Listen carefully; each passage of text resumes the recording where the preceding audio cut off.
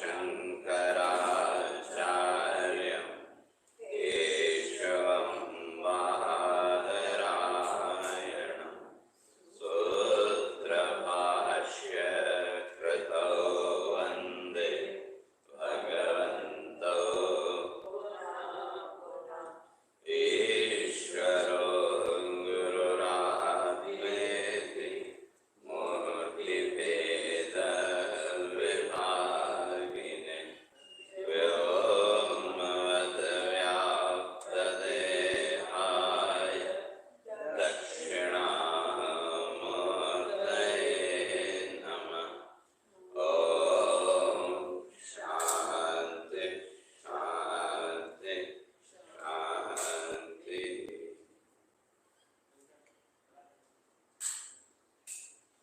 40वां श्लोक।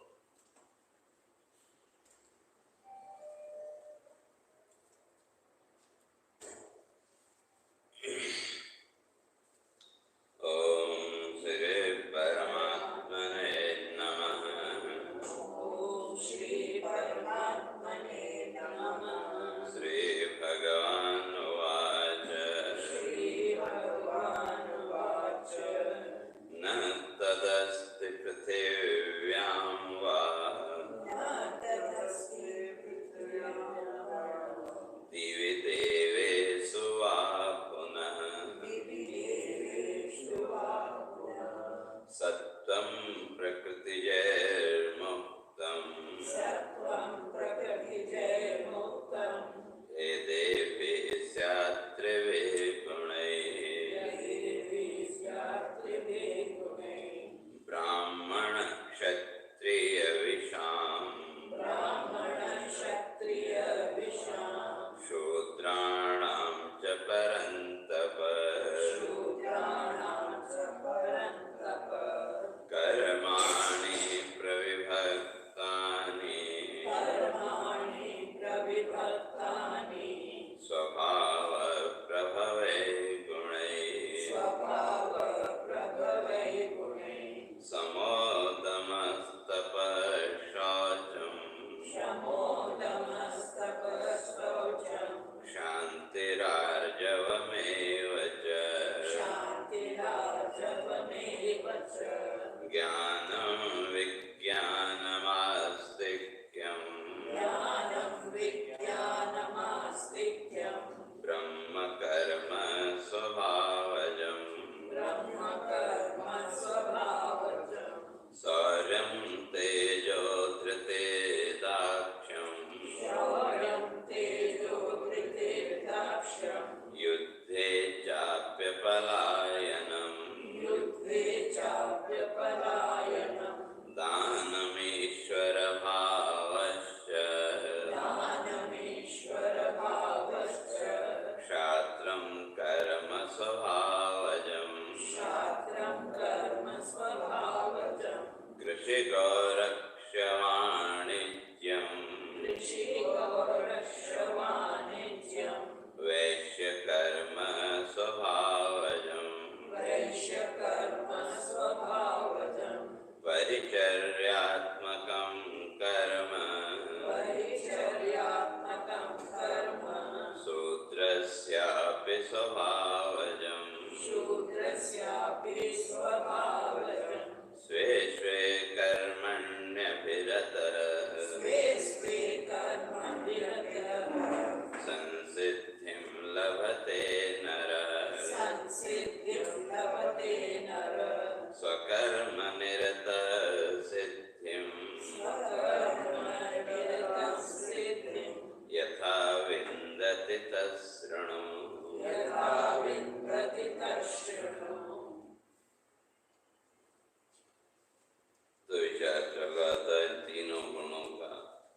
तो इसलिए तीन प्रकार की बुद्धि, धारणा शक्ति, तीन प्रकार के कारण, इन तीनों गुणों के आधार पर वो सब भगवान स्पष्ट करके आए थे। तो इसी तरह से इन तीनों गुणों के आधार पर बुद्धि, हमारी धारणा शक्ति, ये सब तीन तीन उसके भेद। और ये तीनों गुण हमारे जीवन को कैसे प्रभावित करते करते हैं। तो सारा विस्तार से भगवान ने 14वें अध्याय से 3 गुणों की चर्चा और शुरू की और 18वें अध्याय तक वही 3 गुणों का ही विचार है। तीनों गुण हमारे जीवन को कितना और कैसे प्रभावित करते हैं। तो इसलिए 3 प्रकार की जो बुद्धि है, सात्विक, राजस और तामस, उसको भी स्पष्ट करके आए थे कि जो सात्विक बुद्धि है तो कैसे का आत्म प्रसाद, तो आत्म प्रसादजम का आत्मबोध का वो प्रसाद है। एक तो जैसे जैसे स्वस्वरूप का बोध होता जाएगा वैसे वैसे सात्विक भाव भी बढ़ता जाएगा और सात्विक भाव से ही स्वस्वरूप का बोध होगा, राजसी और तामसी से तो संभव नहीं है। तो इसलिए जो सात्विक बुद्धि है वो कैसे तो का आत्म प्रसाद, स्वयं के अंदर प्रसन्नता का भाव और प्रकट करने वाली जो बुद्धि वो सात्विक बुद्धि। और जो राजसी बुद्धि है का विषयेंद्रिय संयोग, भौतिक वस्तुओं के साथ, इन विषयों के साथ जुड़ी हुई जो बुद्धि है वो राजसी बुद्धि। और जो तामसी बुद्धि है का मोहग्रस्त, अगर संक्षेप में अगर करें तो जो मोहग्रस्त संसार के मोह के अधीन जो बुद्धि है वो तामसी बुद्धि। इन संसार के विषयों के साथ जुड़ी हुई जो बुद्धि है वो राजसी बुद्धि और आत्मचिंतन के साथ जुड़ी हुई जो बुद्धि है वो सात्विक बुद्धि। संक्षेप में अगर कहें तो और इसी बात को फिर आगे स्पष्ट करते हैं कि न तदस्ति पृथिव्यां वा दिवि देवेषु वा पुनः सत्वं प्रकृतिजय मुक्तम यदेभि स्यात् त्रिभिः गुणैः। कहते हैं इस ब्रह्मांड में कोई भी वस्तु ऐसी नहीं है जो इन 3 गुणों से मुक्त हो, चाहे वो मनुष्य हो, पशु, पक्षी या जो भी वस्तु है, हर वस्तु के अंदर ये तीनों गुण। जैसे जो दूध आदि है तो उसको सात्विक माना कि या आप खीर बनाते हैं तो उसको सात्विक मानते हैं, लेकिन उसकी भी सात्विकता, राजस और तामसता तो उसके उपयोग के ऊपर निर्भर है। भाई जितना जरूरी है उतना आपने लिया तो उसके सात्विक गुण प्रकट होंगे, और लिमिट से थोड़ा ज्यादा लिया तो रजोगुण, क्यों रजोगुण का काम है विक्षेप पैदा कर, और उससे भी ज्यादा तो तमोगुण तो ज्यादा खा गए तो फिर तुरंत नींद आने लगी। तो इसी तरह से इस पृथ्वी में या कहते हैं दिव्य देवेश हुआ, इस संपूर्ण ब्रह्मांड में कोई भी वस्तु इन 3 गुणों से मुक्त नहीं है। हर वस्तु के अंदर ये तीनों गुण, तो चाहे वो मनुष्य हो, पशु पक्षी हो या देवता आदि हो, तो ये तीनों गुण तो सब जगह हैं। बस अंतर इतना ही है कि जो मनुष्य है वो रजोगुण प्रधान और जो देवता हैं वो सत्वगुण प्रधान, और मनुष्य से नीचे के जो है पशु पक्षी आदि वो तमोगुण प्रधान। लेकिन तीनों गुण तो वहाँ भी हैं। तो ये इसलिए कहते हैं, इसलिए इस पृथ्वी में यह दिव्य देवेश, अलग अलग जो लोक आदि हैं, कहीं कोई भी वस्तु ऐसी नहीं है जो इन तीनों गुणों से जो मुक्त हो। इसलिए सत्व प्रकृति जो मुक्तम यदेहि स्यात्, तो कोई भी वस्तु इन तीनों गुणों से मुक्त नहीं रह सकती। हाँ, मात्रा किसकी कितनी है वो एक अलग चीज। और ये जो तीनों गुण हैं, इन तीनों गुणों की स्थिति पहले स्पष्ट करके आए थे। ये तीनों गुण एक दूसरे के शत्रु, लेकिन इन तीनों के बिना जीवन नहीं चल सकता। जैसे पीछे उदाहरण दिया, तो इन तीनों की स्थिति कैसी है? तो कहा दीपवच अर्थ तो वृद्धि। कहते हैं जैसे दीपक, जो दीपक से जो रोशनी हमने की, तो वहाँ तीन चीजें, अग्नि, बत्ती और तेल। इन तीनों को अगर देखें तो तीनों एक दूसरे के शत्रु हैं कि आपने दीपक जलाया, बत्ती जलाई, तो वो जो अग्नि है वो किसकी शत्रु बनी? वो जो रुई है, बत्ती है। और वो जो बत्ती है उसने अपनी सुरक्षा के लिए क्या किया? पीछे से तेल को खींचा और आगे फेंकती गई। तो जो बत्ती है वो किसकी शत्रु हो गई? तेल की। और कहीं वो बर्तन टेढ़ा हो जाए, या कई बार आप कम हो गया तो ऊपर से तेल वगैरह जाते हैं, अगर वो ज्यादा हो गया तो वो जो अग्नि है वो बुझ जाएगी। तो अग्नि बत्ती की दुश्मन, बत्ती तेल की दुश्मन, और तेल अग्नि का दुश्मन। लेकिन इन तीनों के बिना रोशनी नहीं हो सकती। तो इसी तरह से जीवन में भी ये जो तीनों गुण हैं, सत्व, रज और तम, तीनों एक दूसरे के शत्रु हैं, लेकिन इन तीनों के बिना जीवन नहीं चल सकता। और तीनों की जीवन में आवश्यकता है कि जो आराम है, निद्रा आदि, तो शरीर को थोड़ा रेस्ट भी चाहिए कि नहीं? वो तमोगुण के बिना नहीं हो सकता। या कभी आपका बीपी थोड़ा सा बढ़ जाए तो उस दिन बिना किसी कारण के नींद नहीं आती, तो वो क्या हुआ? बीपी बढ़ने का अर्थ रजोगुण हमारा बढ़ गया। तो उस रजोगुण ने जो है तो हमारे अंदर विक्षेप पैदा किया। तो इसलिए निद्रा या रेस्ट के लिए हमें तमोगुण की आवश्यकता। और कोई भी कार्य जीवन में करना हो तो रजोगुण के बिना वो नहीं हो सकता। किसी भी कर्म में प्रवृत्ति, उसके लिए रजोगुण भी चाहिए और आनंद भी चाहिए कि, तो वो आनंद सत्वगुण से ही मिलेगा।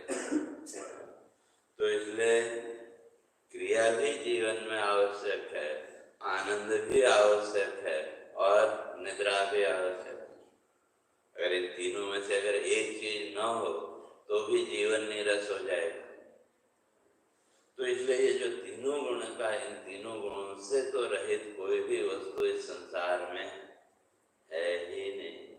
इसलिए पीछे 14वें अध्याय में ही इस बात को स्पष्ट करके आए थे कि नान्यः गुणेभ्यः कर्तारः।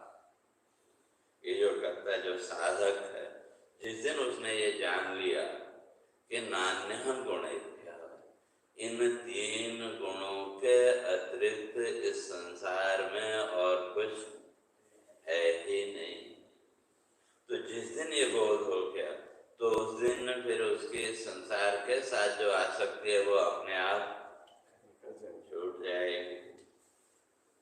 तो वही यहाँ कहते हैं, इसलिए तीनों गुणों के आधार पर कहते हैं कि भाई फिर व्यक्ति का जो कर्म है उसमें भी भेद आ जाएगा। तो इसलिए अब चारों जो वर्ण हैं वहाँ जो गुणों की स्थिति उसको स्पष्ट करते हैं कि जो ब्राह्मण जिसको हम कहते हैं या मानते हैं, तो वो सत्वगुण प्रधान, जो ब्राह्मण है वो सत्वगुण प्रधान। और भगवान ने स्पष्ट करके आए हैं कि चातुर्वर्ण्यम मया सृष्टम गुण कर्म विभाग। कहते हैं ये जो चारों वर्ण हैं, ब्राह्मण, क्षत्रिय, वैश्य और शूद्र, ये जो व्यवस्था बनाई तो ये किस आधार पर? उसका गुण कर्म स्वभाव है। तो व्यक्ति के गुण, उसके कर्म और उसका स्वभाव। तो गुणकार इन तीनों गुणों में से कौन से गुण की स्थिति है जीवन, तो उसी गुण के अनुसार फिर कर्म भी होगा और उसी के अनुसार फिर हमारा स्वभाव भी होगा। क्योंकि जो सत्वगुण प्रधान व्यक्ति है वो, उसके अंदर शांत स्वभाव, और रजोगुण की प्रधानता जिसके अंदर है तो वहाँ उग्रता। जब रजोगुण बढ़ गया तो व्यक्ति के अंदर उग्रता, और जो तमोगुण है वहाँ मूर्खता। तमोगुण जब बढ़ गया तो वहाँ फिर वो मूर्खता का स्वभाव। फिर आपने 10 बार कोई बात कही तो तब भी वो नहीं समझेगा। तो इस तरह से कहते हैं तीनों गुणों के आधार पर हमारा कर्म और हमारा स्वभाव। तो अब जो है सबसे पहले जो सत्वगुण है, वैसे तो वहाँ 14वें अध्याय में इसको स्पष्ट करके आए कि सत्वात् संजायते ज्ञानम्। तो जब सत्वगुण जीवन में बढ़ेगा तो वहाँ ज्ञान की प्रधानता, लेकिन ये भी बंधन का कारण। जैसे वहाँ स्पष्ट भगवान ने किया कि ये जो तीनों गुण हैं ये हैं बंधन के कारण, लेकिन फिर भी इनमें बंधन का कारण होते हुए भी सत्वगुण सबसे श्रेष्ठ, क्यों वो सत्वगुण धीरे धीरे हमको इस संसार बंधन से बाहर निकालेगा। तो इसलिए जीवन में तो क्या होना, तो अर्जुन को समझाते हैं भगवान ने कहा निस्त्रय गुण, इन तीनों गुणों से अपने को ऊपर उठाना। तो अब इन तीनों गुणों के आधार पर ये 4 वर्णों की भी व्यवस्था, या समाज की व्यवस्था को चलाने के लिए 4 वर्णों की व्यवस्था हमारे ऋषियों ने, परमात्मा ने की। तो अब उसमें जो है तो ये कौन कौन से, तो कहते हैं ब्राह्मण क्षत्रिय विषाम शूद्राणाम च परंतप। तो कहते हैं ब्राह्मण, क्षत्रिय, वैश्य और शूद्र, तो ये 4 वर्ण। तो ये 4 किस आधार पर अलग अलग के, कर्माणि प्रविभक्ता। कहते हैं कर्म और स्वभाव के आधार पर इन 4 वर्णों को अलग अलग किया। क्यों? स्वभाव प्रभवे गुणे, कहते हैं कि वो जो स्वभाव है तो स्वभाव के अनुसार, वो गुणों के अनुसार ही व्यक्ति का वो स्वभाव और प्रकट होगा। इसलिए जो स्वभाव है, स्वभाव को बदला नहीं जा सकता, लेकिन जो आदत है, आदत को बदला जा सकता है। क्योंकि जो स्वभाव है वो हमारे पूर्व जन्मों के कर्म संस्कारों का फल है। जैसे छोटे बच्चों को देखो, एक ही माता पिता के 2 संतान, तो दोनों का स्वभाव अलग अलग देखने को मिलता है कि, और अभी तो आपने कुछ सिखाया नहीं उसको, बच्चे को, तो फिर वो कहाँ से उसके अंदर आए। कहते हैं वो पूर्व जन्मों के जो कर्म संस्कार हैं उसके अनुसार वो स्वभाव। तो इसलिए स्वभाव को बदला भी नहीं जा सकता, मिटाया भी नहीं जा सकता, केवल उसको हम डाइवर्ट कर सकते। और जो आदत है वो तो हमको यहाँ के संस्कारों से मिली, तो उस आदत को हम बदल सकते हैं। तो इसलिए जैसे महर्षि दुर्वासा, तो क्रोध उनका स्वभाव है, लेकिन उन्होंने अपनी तपस्या साधना के बल पर उसको डाइवर्ट, क्रोध को नहीं त्याग पाए। क्यों? क्रोध तो तुरंत, इतने बड़े तपस्वी होने पर भी तुरंत क्रोध आता था। लेकिन कोई अगर सामने चला गया, माफी मांग ली, तो तुरंत तो ठंडे में तो उसको फिर उससे जो भी श्राप दिया है तो उससे बाहर निकलने का रास्ता भी तुरंत बताते थे।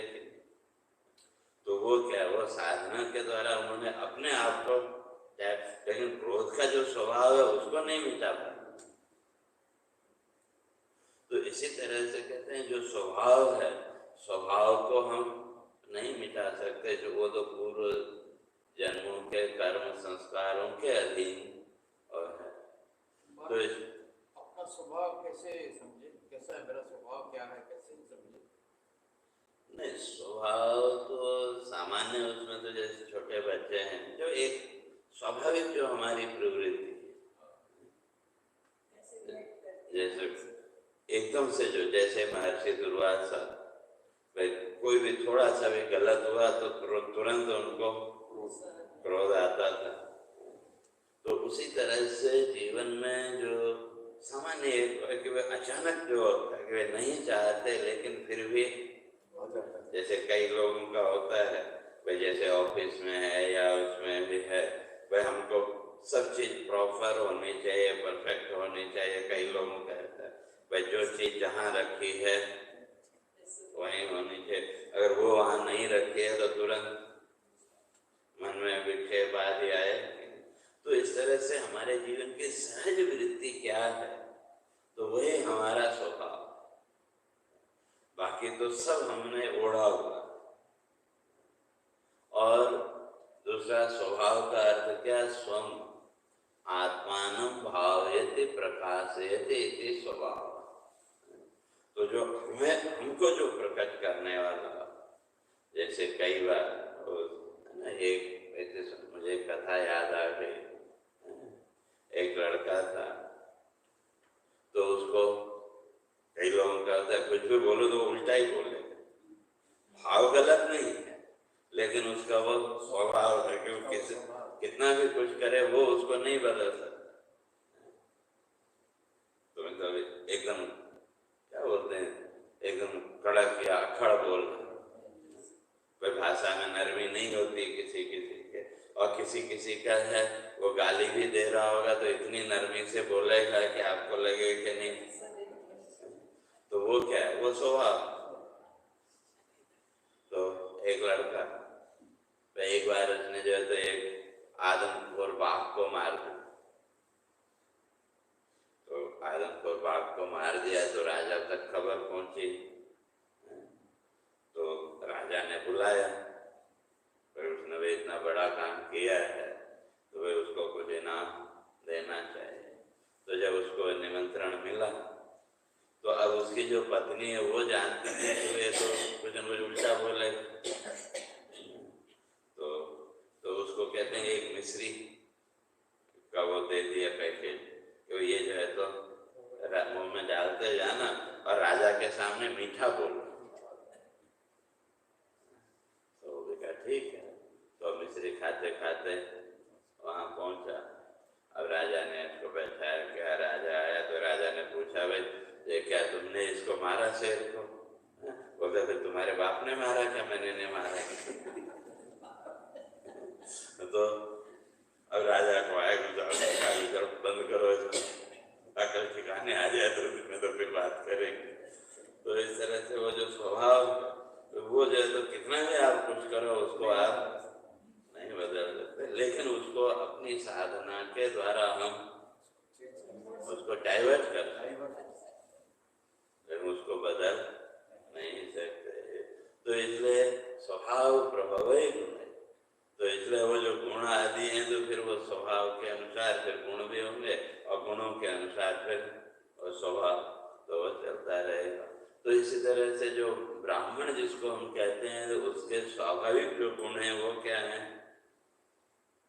तो कहते हैं समो दमः तपः शौचम क्षान्तिरार्जवमेव च ज्ञानम विज्ञानम आस्तिक्यम ब्रह्म कर्म स्वभावजम। तो ये ब्राह्मण के कहें या सत्वगुण की स्थिति।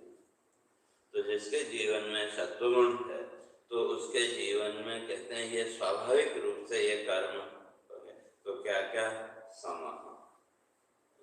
तो समाकार ज्ञानेंद्रियों को नियंत्रित करना और दमः कर्मेंद्रियों का नियंत्रण। सम का अर्थ ज्ञानेंद्रियों को नियंत्रित करना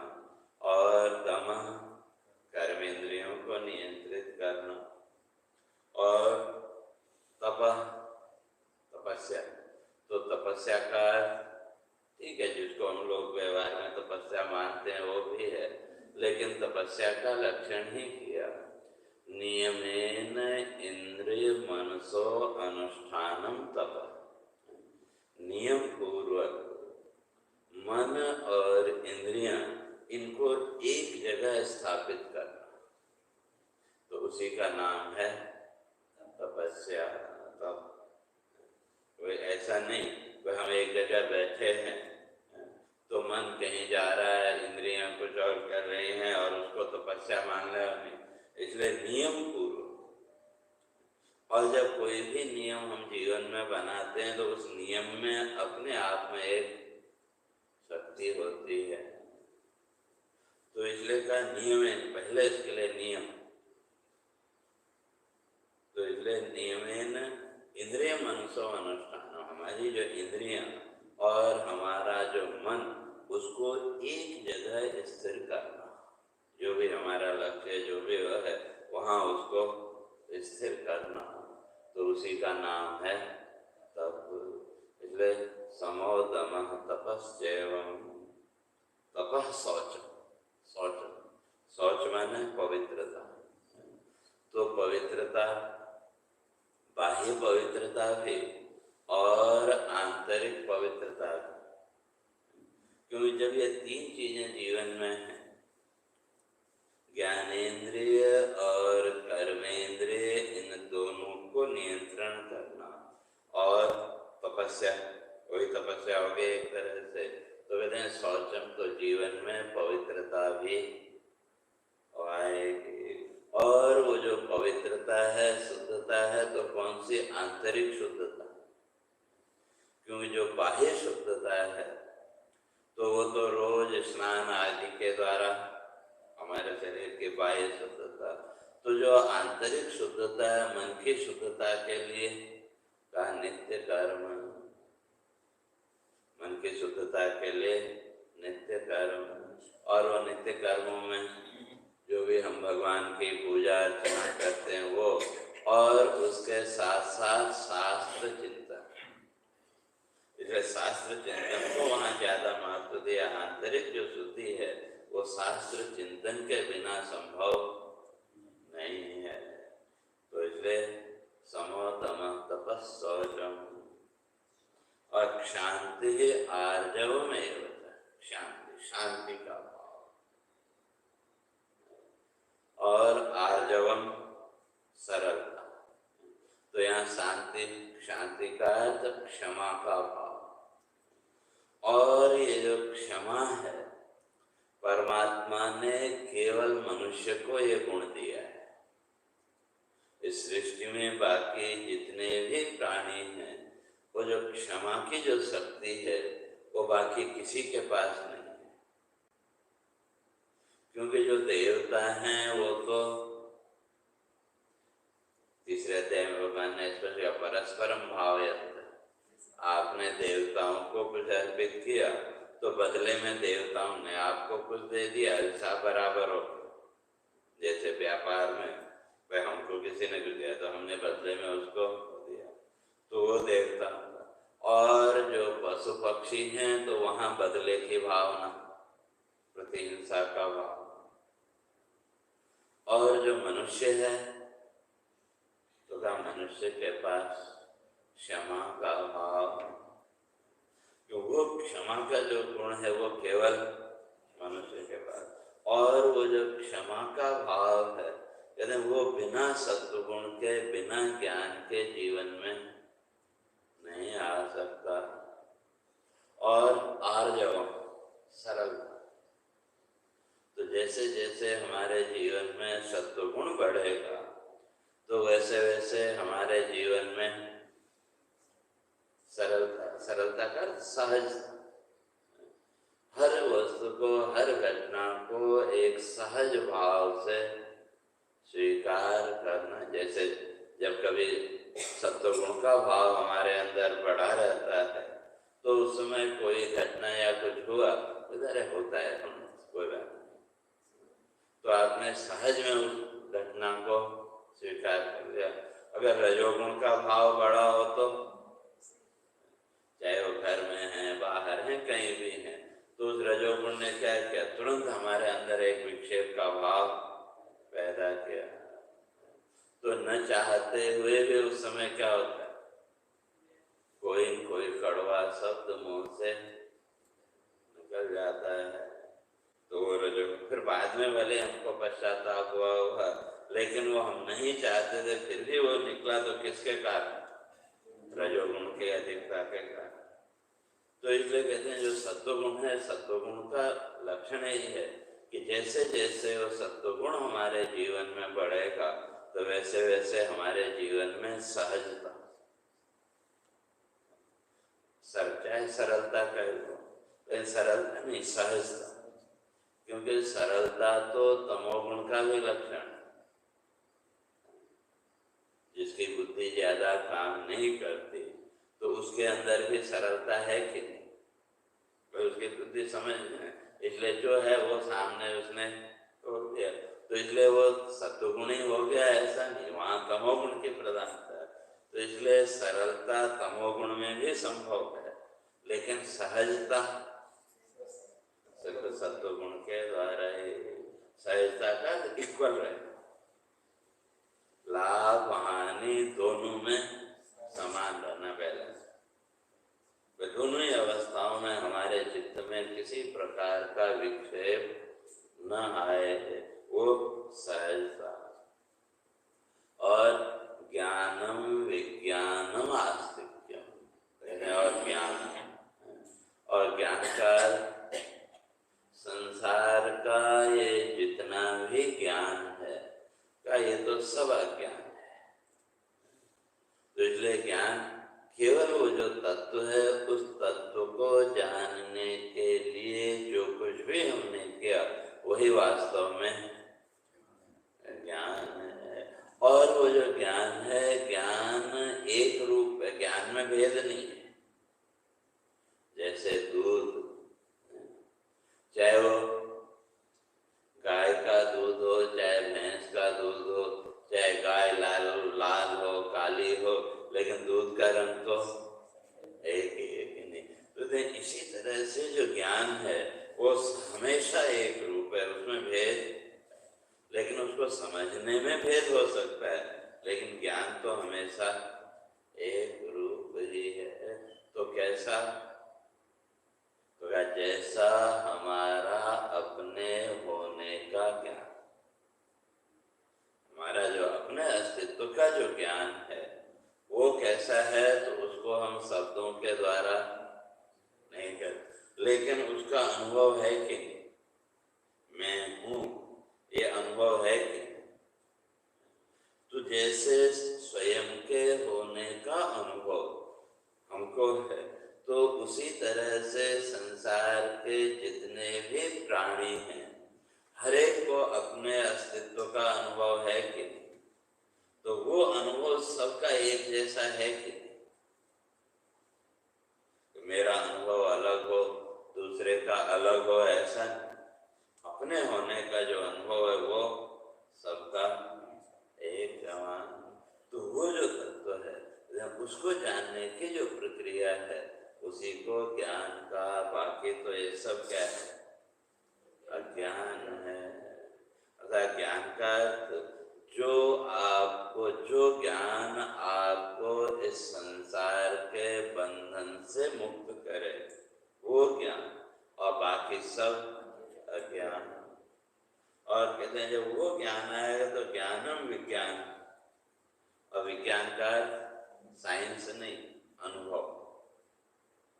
तो उस ज्ञान का फिर जीवन में अनुभव, और जैसे जैसे वो तत्व का जीवन में अनुभव होगा, तो उसका फल आस्तिक्य, आस्तिकता। तो जो आस्था जो है, तो उसकी फिर उसमें बढ़ती चली जाएगी। तो कहते हैं ये किसके हैं? ब्राह्मण कर्म स्वभाव।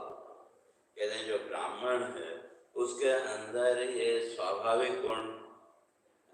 तो अगर ये गुण है किसी की व्यक्ति के जीवन में, तो वो ब्राह्मण के योग।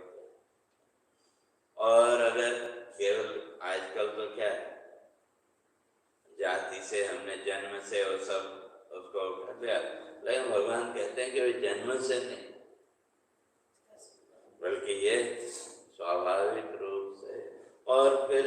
जन्म का भी कुछ न कुछ असर तो और रहता है, क्यों जो इसलिए भगवान ने कहा ना, शुचीनाम श्रीमताम गेहे योग भ्रष्टो विजायते। तो इसी तरह से जो ब्राह्मण वर्ग है उसको हमने क्या माना, पवित्र माना सामान्य जीवन के उसमें। लेकिन अगर उसके कर्म ही पवित्र न हो तो इसलिए यहाँ भगवान लोग कहते हैं ये जो गुण है, ये आप सत्व गुण के कह लो या जो ब्राह्मण है, और जन्म से भी कुछ गुण स्वाभाविक तौर पर हमारे जीवन में और रहते हैं। तो एक कथा सुनाते हैं। एक उधर जूता बनाने वाला, तो एक बार उसके अंदर विचार आया कि भाई मुझे काशी जाना चाहिए।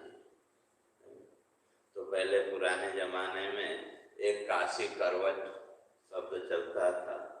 कहते हैं कि भाई जो अंतिम समय मोक्ष की इच्छा को लेकर के लोग काशी चले जाते थे, और जो पंडे हैं उनका तो पहले भी वैसा ही था, आज भी ऐसा ही है। तो अब गंगा किनारे सब मकान उन्हीं लोगों के थे, पंडों के, और वहाँ हर एक मकान में एक कुआं। कहते हैं कितना सत्य है वो भगवान जाने। तो कहते हैं और वो कुएं का संबंध होता था सीधे गंगा जी से, और ये लोग क्या करते थे, उस कुएं के अंदर वो ब्लेड लगा देते घूमने। अब गरारी, अब कोई गया तो भाई काशी करवट के उद्देश्य थे, तो उसको बहला फुसला के भाई यजमान तुम्हारे रहने की व्यवस्था हम करेंगे, ये वो करके जो भी उसके पास है वो ले लिया और उसको बहला फुसला के कुएं में डाल दिया। और नीचे तो वो ब्लेड लगे हुए, तो वहाँ वो उसमें कट करके वहाँ से सीधे वो गंगा जी में। तो ऐसा सुना बताते हैं। तो एक वो जो जूता बनाने है उसको भी हुआ भाई काशी करवट, भाई मैं भी जाके जो तो भाई जो ब्राह्मण लोग हैं, लोग सब जाते हैं मोक्ष के लिए, सोचा भी मैं भी जाऊं। तो गया तो एक कोई शरीफ ब्राह्मण था, तो उसको मिला, तो उससे कहा कि ऐसे ऐसे है। तो उसने कहा ठीक है भाई रहो, भाई कल जो है तो जो भी विधि विधान है कल करेंगे, आज तो आराम करो। तो सुबह वो स्नान करके उसको बैठा है, तो कहा भाई पहले संकल्प लो कि अगले जन्म में क्या बनना है। भाई उस संकल्प के बिना तो और धक्का देंगे जो भी है भाई वो विधि नहीं होगी। तो अब वो जो है तो हाथ में जल लिया, सोचने लगा कि वे ब्राह्मण का संकल्प करो। तो फिर विचार आया कि वे कहीं किसी ठंडे प्रदेश में जन्म हुआ, और जो ब्राह्मण बालक उनको देखा वो तो सुबह उठ के गंगा जी या हो जाते हैं वे ठंडे में। तो सोचा भाई कहीं चलो गर्म प्रदेश में चेन्नई वगैरह में हो तो ठीक है, कहीं उधर उत्तराखंड है उधर जन्म हुआ और ब्राह्मण के घर में, तो सुबह सुबह गर्मी में तो ठीक है, सुबह सुबह जो है तो स्नान करने जाना पड़ेगा 3-4 बजे उठ के। अभी वो तो मेरे से नहीं होगा। सोचा भी, और पहले तो सोचा भी ब्राह्मण लोग बड़ा तो इधर भोजन चल रहा है उधर भोजन चल रहा है, लेकिन जब देखा कहा कि भाई सोचा भी ये ठीक नहीं है। फिर सोचा भाई ब्राह्मण सबसे ऊपर तो ब्राह्मण, तो सोचा भाई क्षत्रिय का संकल्प करूं। तो क्षत्रिय का तो विचार आया कि वे कहीं किसी राजा के यहाँ अगर जन्म हुआ तो राजकुमार बन गए सब मौज, लेकिन राजा बनना पड़ेगा। तो फिर भाई अगर राजा भी बन गया, अगर किसी दिन किसी पड़ोसी राजा ने आक्रमण कर दिया तो अब युद्ध में तो जाना पड़ेगा। अब युद्ध में गए ठीक है, मर गए तो कोई बात नहीं, लेकिन कोई अंग भंग हो गया तो भाई जीवन भर दुखी रहना पड़ेगा। तो क्या भाई क्षत्रिय का संकल्प भी ठीक नहीं है। और फिर सोचा बचा कौन, वैश्य। तो क्या भाई वैश्य भी उसका बड़ी मौज है, दिन में सोचने लगा भाई वैश्य भी है मौज तो है, लेकिन जो धन कमाया वह उसको सुरक्षित भी तो रखना पड़ेगा, और कभी कोई डाकू आ गए और सारा धन लेके चले गए तो मेरा जीवन तो फिर वही। तो इसलिए कहा नहीं भाई, अगले जन्म में जो मैं हूँ यही ठीक है भाई, अब कुछ मुझे और नहीं बनना है। तो वो जो पंडित हमारा एक कपट कहा जब यही बनना है तो फिर यहाँ क्यों आए। तो इसलिए कहने का अर्थ है कि भाई ये जो गुण है वो जन्म से भी ब्राह्मण बालकों को आप देखो, जो अच्छे संस्कारी बालक हैं तो उनके अंदर वो, या उसका उदाहरण देखो कर्ण, परशुराम जी के पास शिक्षा लेने गया तो क्या बन के, ब्राह्मण बन के। अब जब परशुराम जी को संदेह हुआ तो उसकी परीक्षा लेने के लिए वो जो कीड़ा है, तो वो जो जब कीड़ा काटने लगा तो वो जो सहन शक्ति है वो ब्राह्मण में नहीं हो सकती। थोड़ा बहुत तो वो सहन कर सकता है, लेकिन वो कीड़ा पूरी जान को छेदता चला जाए तो उतनी सहन शक्ति तो ब्राह्मण में नहीं हो सकती, वो क्षत्रिय में ही हो सकती है। क्यों, अगर वो ब्राह्मण होता तो कितना भी कुछ है, भले ही वो बैठा रहता, लेकिन कुछ न कुछ शरीर में हलचल तो होती। तो तब फिर वहां परशुराम ने वो कहा। तो इसलिए स्वाभाविक रूप से कहते हैं कि भी जो हम ही जन्म हुआ उसके अनुसार, उन संस्कारों के अनुसार कुछ स्वाभाविक गुण भी व्यक्ति के अंदर होंगे। तो उसी तरह से जो वैश्य है उसके कुछ स्वाभाविक गुण है। तो इसलिए कहते हैं जो ब्राह्मण है ये उसके अंदर ये गुण स्वाभाविक रूप से, या किसी व्यक्ति के अंदर ये सब गुण हैं तो वो ब्राह्मण के योग्य, अर्थात वो उतना जीवन में इतना ऊपर उसने अपने को उठा लिया था, ब्राह्मणत्व के वो योग्य है। और जो क्षत्रिय है का शौर्यम तेजो धृति दाक्ष्यम युद्धे चाप्य पलायनम। शौर्य, शौर्य का बाहुबल, और तेज एक उग्रता का भाव, तेज का उग्रता का भाव, और धृति, धृति माने धैर्य, और दाक्षम चतुराई। क्यों, अगर चतुराई नहीं होगी तो शासन कैसे करेगा, चतुराई। और युद्धे चाप्य अपलायन, तो जो युद्ध है केवल वही युद्ध नहीं, जीवन में भी अपलायन, अर्थात जीवन की किसी भी परिस्थिति से घबराकर न भागना। लेकिन जो ब्राह्मण है उसमें तो कोई भी विपरीत परिस्थिति आई वो तुरंत पलायन का सोचेगा, अभी इससे बचो। और जिसके अंदर वो क्षत्रिय गुण है वो ठीक है, आया कोई बात नहीं, उसका भी सामना करेंगे। तो वो जो है तो वैश्य और शूद्र में भी वो गुण, तो इसलिए वो युद्धे चाप्य पलायन, यदि किसी भी प्रकार के युद्ध को देख करके, किसी भी संकट की परिस्थिति को देख करके पलायन न करना। और दानम ईश्वर भावस्य, दान, दान की प्रवृत्ति, और साथ ही साथ ईश्वर भाव, ईश्वर का भाव, ईश्वर के प्रति श्रद्धा। इसलिए सामर्थ्य, शौर्य माने शक्ति, बाहुबल, और तेज थोड़ा उग्रता का विभाव, और धैर्य, और कुशलता, चतुराई जिसको हम कहते हैं ना, वो बड़ा चालाक। तो या उसको दूसरे शब्दों में आजकल लोग कहते हैं कि भाई अपना काम निकालने के लिए वो चतुराई का उपयोग, इसलिए वो कोई उसकी फिर कल्पना भी नहीं कर सकता कि भाई वो कैसे करेगा, क्या करेगा। तो इसलिए कहते हैं वो चतुराई उसके अंदर है। तो ये जो है तो क्षत्रिय के अंदर स्वाभाविक रूप से ये गुण रहेंगे, क्योंकि रजोगुण की प्रधानता है, लेकिन साथ में सत्वगुण भी। और जो वैश्य है का कृषि गौरक्ष वाणिज्यम, तो वैश्य के अंदर स्वाभाविक कृषि, तो कृषि का फार्मिंग, केवल फार्मिंग नहीं, जो भी व्यवसाय से संबंधित, बिजनेस से संबंधित जो भी फैक्ट्री आदि कि उसमें जो है तो जो ब्राह्मण स्वभाव का व्यक्ति है उसका दिमाग नहीं चलेगा भाई कैसे पैसा कमाना है, कैसे और करना है, तो उसको तो भाई सहज में मिल जाए उतने में वो संतुष्ट। लेकिन जिसके अंदर वो गुण है स्वभाव से, तो उसके जो बुद्धि है वो, तो वो उस काम में उसके भाई कैसे हम क्या कर सकते हैं। अब चाहे वो फार्मिंग हो या दूसरा कुछ भी हो, और दूसरा व्यक्ति अगर उसको देखा देखी करे भी तो उसमें उसको सफलता नहीं मिलती। क्यों? क्यों? वो खाली देखा देखी कर रहा है, उसमें उसकी रुचि भी नहीं।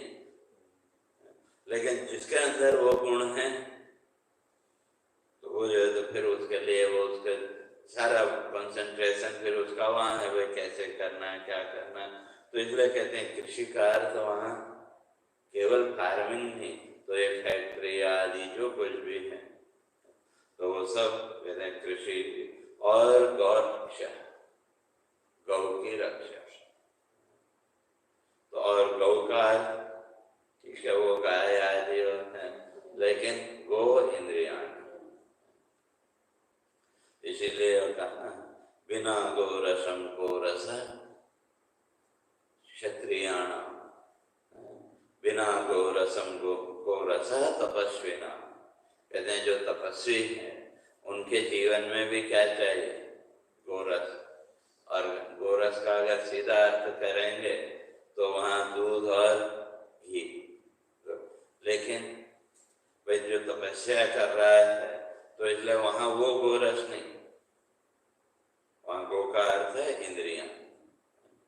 तो इंद्रियों की सामर्थ्य अगर नहीं है तो कोई तपस्या कर सकता है क्या? और इंद्रियों की अगर सामर्थ्य नहीं है तो कोई राजा युद्ध कर सकता है क्या?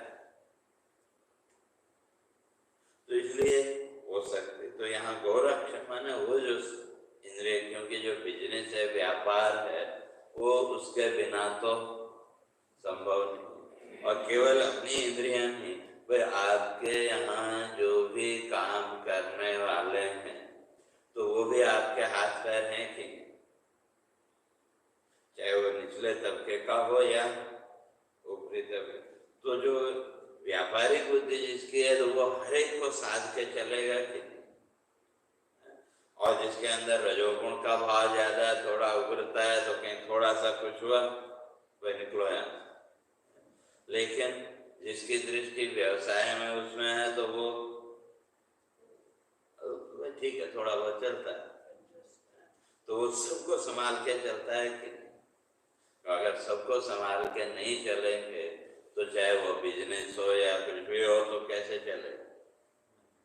तो इसलिए कई बार गलतियां देखते हुए भी तो आप उसके गुणों को देखते हैं कि नहीं, चलो ये गलती की कोई नहीं, लेकिन गुण उसके हो जाते हैं। लेकिन अगर रजोगुण का भाव बढ़ गया तब तो वहां तुरंत तड़क फड़क वाली बात है। तो इसलिए वहां कहते हैं कि कृषि गौरक्षा, गौरक्षा माने वो जो अपने आसपास जो भी हैं उनकी रक्षा करना। और वाणिज्यम, व्यापार, कहते हैं वैश्य कर्म स्वभावजम, जो वैश्य है उसके ये स्वाभाविक उसके अंदर ये गुण है। और परिचर्यात्मकम कर्म शूद्रस्यापि स्वभावजम, और जो शूद्र है, शूद्र का ज्ञान की दृष्टि से जो अभी सबसे निचले पायदान पर, तो उसके लिए फिर क्या कर का परिचर्या। इसीलिए ये जो समाज की जो व्यवस्था, ठीक है हम लोगों ने आजकल वो शूद्र शब्द को बुरा मान लिया, या तो बीच में तो यूपी में तो भी उनको आप उनके जातिवाचक शब्द से नहीं बोल सकते, नहीं तो सजा हो जाएगी ये वो सब। तो लेकिन लोगों ने उसको गलत माना। यहाँ शूद्र, वैश्य, क्षत्रिय और ब्राह्मण ये जो भेद हैं ये ज्ञान की दृष्टि से हमारे ऋषियों ने भेद किए। तो जो ज्ञान की दृष्टि से समाज के सबसे ऊपर है तो वो ब्राह्मण, क्यों उसको ज्ञान है सब चीज का। और ज्ञान की दृष्टि से जो सबसे निचले पायदान पर है तो वो शूद्र। और वो जो शूद्र जिसको हम कहते हैं, जो ज्ञान की दृष्टि से सबसे निचले पायदान पर है, तो उसके लिए तो एक ही कर्म बचता है, वो है परिचर्या। परिचर्या माने सेवा। अपने से जो बड़े हैं या अपने से जो आगे हैं उनकी सेवा। तो क्यों? जब वो उनके जीवन को देखेगा तो वहां से भी उसको कुछ न कुछ सीखने का अवसर मिलेगा कि शूद्र पर भी आ सकता है। हाँ, तो अभी शूद्र है मतलब ज्ञान उसको कम है। हाँ, तो ज्ञान बढ़ गया तो हाँ, तो जैसे हमारे यहाँ इसीलिए जो है ना, समाज की बात करें या जीवन की बात करें, दोनों को चार चार भाग किए। तो इसलिए जो शूद्र है उसको ब्रह्मचर्य के साथ जोड़ा। जो ब्रह्मचर्य आश्रम है तो उसके लिए 25 वर्ष। तो 25 वर्ष में जो बालक है, चाहे वो ब्राह्मण घर का बालक हो या शूद्र घर का हो, दोनों का कर्म एक ही है कि नहीं? शिक्षा ग्रहण करना। ठीक है, पहले हमारे यहाँ गुरुकुल परंपरा थी तो वहां पे वो सबके लिए नियम एक जैसा था कि वह चाहे राजा का लड़का हो या एक सामान्य व्यक्ति का लड़का। जब वो गुरुकुल में गया तो वहां के जो नियम है सेवा आदि के, तो सबके लिए समान थे कि नहीं? ठीक है, अभी हमने वो बदल दिया। भाई जो अच्छा संपन्न व्यक्ति है भाई उसके लिए वो स्कूल भी जो है तो 7 स्टार 5 स्टार, और जो सामान्य व्यक्ति है उसके लिए भी गवर्नमेंट के स्कूल में जाओ। ये भेद हमने किया, लेकिन हमारी संस्कृति में वो नहीं, वो व्यवस्था सबके लिए। क्योंकि शिक्षा के लिए सब समान रूप से अधिकारी, लेकिन जो योग्य होगा उसको वो आगे बढ़ेगा, जो उसके योग्य नहीं होगा वो उतना आगे नहीं बढ़ेगा सीधा। अब चाहे वो राजा का लड़का हो या एक कर्मचारी का, तो वो जो 25 वर्ष का समय है वो सेवा काल है कि नहीं? चाहे वो ब्राह्मण हो या जिसको हम शूद्र कहते हैं, तो सबके लिए वो नियम सेवा का वहां है कि नहीं? क्यों? वो अभी ज्ञान की दृष्टि से, फिर जैसे जैसे वो आगे, तो इसलिए जो ज्ञान की दृष्टि से सबसे निचले पायदान पर है, या सामान्य जीवन में भी अगर देखें, वह जिसने पढ़ाई नहीं की तो उसके लिए काम क्या बचता है? वह आपके ऑफिस में या घर में भी तो अलग अलग काम करने वाले हैं कि नहीं? तो वो किस आधार पर हमने उनको काम दिया? वह उनकी जो पहले भी उनकी जो योग्यता है उसके आधार पर। तो अब जिसने कुछ अध्ययन ही नहीं किया, कुछ जीवन में सीखा ही नहीं, तो उसके लिए तो फिर क्या काम बचेगा? वही झाड़ू पोछा करो, वह सबसे सरल काम तो वही। क्यों? उससे और वो कुछ कर भी नहीं सकता, क्यों? उसने सीखा ही नहीं।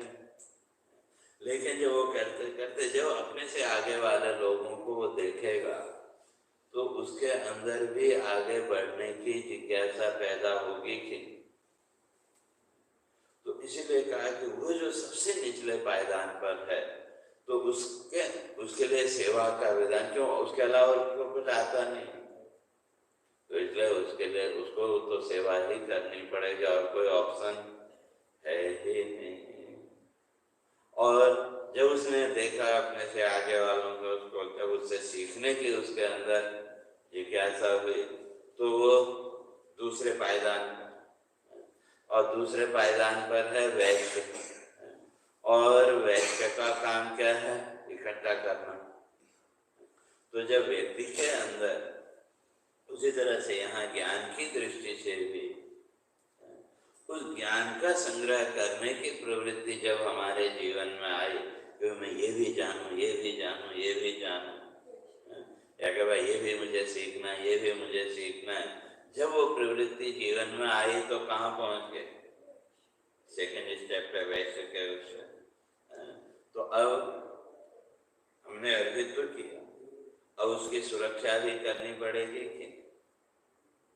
और जब वो सुरक्षा का भाव आया तो तीसरा क्षत्रिय उसमें। तो अब पैसा आपने कमाया, अब उसको केवल इकट्ठा ही करके रखें और फिर उसका कहीं के उपयोग भी तो करना पड़ेगा कि नहीं, तो कमाने का उद्देश्य क्या। और जब उसका उपयोग आप करने लगे तो कहाँ आ गए, ब्राह्मणत्व के भाव। उसी तरह से जो ज्ञान आपने अर्जित किया उसकी रक्षा भी की, लेकिन फिर आगे भी तो उसको बढ़ाना है कि, तो वो उपदेश आदि जो भी है उस स्थिति में जब आए तो कहते हैं आप ब्राह्मणत्व की स्थिति में, तो ज्ञान की दृष्टि से। तो इसलिए ये जो है तो कहते हैं स्वाभाविक रूप से जिसके जैसे गुण होंगे उसके अंदर वही स्वभाव उसमें पाए। इसलिए परिचर्यात्मकम कर्म शूद्रस्यापि स्वभावजम। तो इसलिए जो शूद्र है उसका होगा।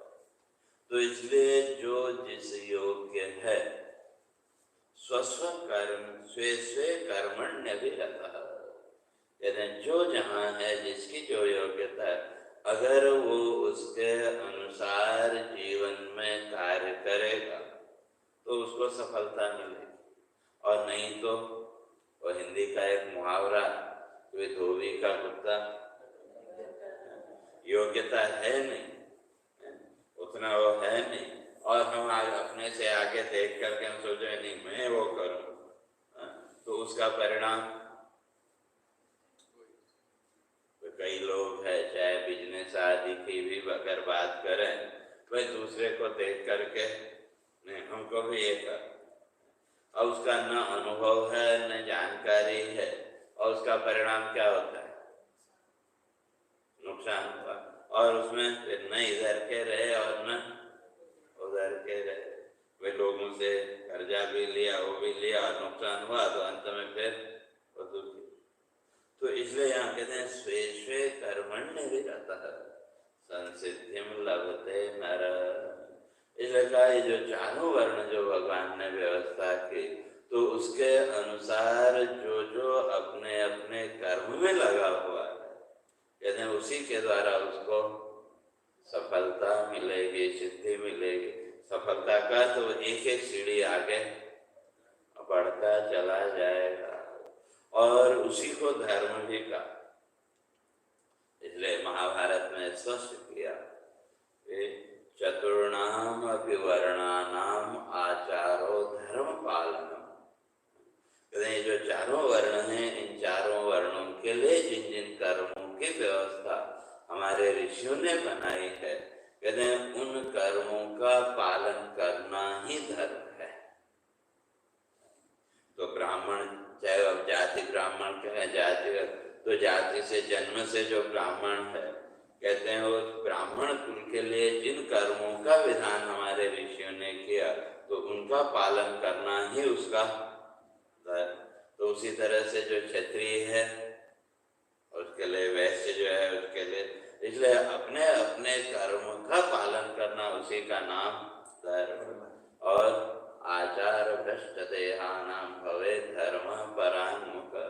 कहते हैं जो अपने जीवन के उस कर्मों का आचरण नहीं करता, शास्त्रकार कहते हैं वह धर्म भी वहां फिर नहीं रहता, धर्म भी वहां से रहता। इसलिए सामान्य जीवन की व्यवस्था के लिए कहते हैं जो जहाँ है, अगर जन्म से अगर माने तो क्या जन्म से ब्राह्मण कुल में अगर जन्म हुआ, हमको अपने ब्राह्मण होने का अगर अहंकार है, तो वो कर्म भी जीवन में वो होने चाहिए, तो तब तो हम धार्मिक होंगे।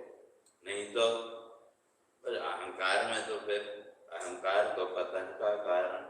हम आपके वैश्यों में है ना, हमारा लिस्ट किसका?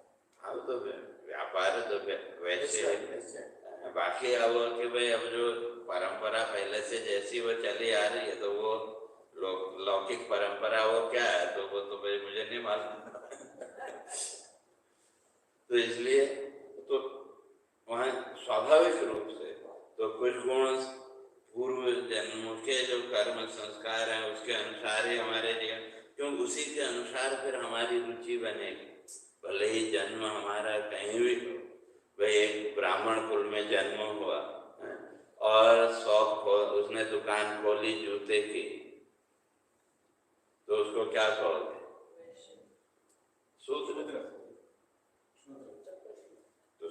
तो शूद्र का कर रहा है, भले ही ब्राह्मण कुल में जन्म हुआ। महाराज योगी आदित्यनाथ अभी क्या है? नहीं, वो तो इन सबसे ऊपर है, वो तो क्षत्रिय धर्म है। अगर एक तरह से अगर ब्राह्मण होके अभी क्षत्रिय तो क्षत्रिय धर्म है, तो क्षत्रिय कर्म कर रहे हैं, तो इसलिए उस हिसाब से मानना। तो इसलिए गुण कर्म विभाग। तो इसी तरह से अगर एक वह शूद्र घर में जन्म हुआ और वो आर्मी में चला गया, अच्छी मेहनत की, वहाँ कमांडर या बन गया, तो उसको क्या कहो? क्षत्रिय। क्षत्रिय होता है। तो इसलिए दोनों चीजें भाई, वो जो भी गुण हमारे अंदर प्रकट हुए, तो हमारे पूर्व जन्मों के कर्म संस्कारों के अनुसार हमारा स्वभाव, और उसी के अनुसार फिर हमारी वृत्ति बनेगी। और अगर जन्म से हम वो मानते हैं, तो फिर जो ब्राह्मण, क्षत्रिय, वैश्य और शूद्र के लिए जिन कर्मों का विधान हमारे ऋषियों ने किया, फिर वो कर्म हमारे जीवन में होने चाहिए। तो तब तो हम उस जाति या उसका अहंकार हम रख सकते हैं। अगर वो कर्म ही हमारे जीवन में नहीं है, तो फिर बाकी तो झूठा अहंकार मात्र है। तो इसलिए यहाँ कहते हैं कि इसे यथा प्रवृत्त स्वे स्वे कर्मण्य विदिता संसिद्धि में लभते नरा। इसलिए अपने अपने कर्म में, और कौन सा तो का स्वभाव, स्वाभाविक रूप से जो हमारे अंदर जो गुण है, उसके अनुसार जो व्यक्ति अपने अपने उन कर्मों का पालन करता है, और उसी के द्वारा कहते हैं उसको फिर सिद्धि जीवन में मिलेगी। और तो कैसे, तो इन्हें उसकी चर्चा फिर आगे। इसलिए स्वकर्म निरता सिद्धिम यथा विंदति तत्शृणु। तो कहता अपने अपने कर्म में रत होकर के जीवन में कैसे सफलता, कैसे सिद्धि की प्राप्ति होती है, भगवान कहते हैं अब उसको सुनो। तो अब उसकी चर्चा